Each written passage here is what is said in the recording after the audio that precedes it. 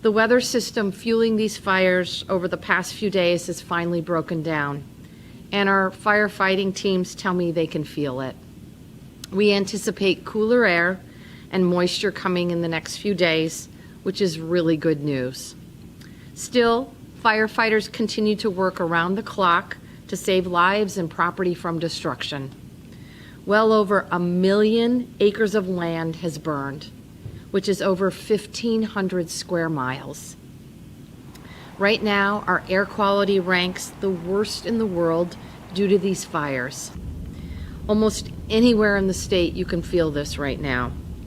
More than 40,000 Oregonians have been evacuated, and approximately 500,000 Oregonians are currently in evacuation zones. I also implore all Oregonians to stay out of the fire zones right now. I know that rumors of looting are extremely alarming and that it's unsettling not to know whether your home is still standing.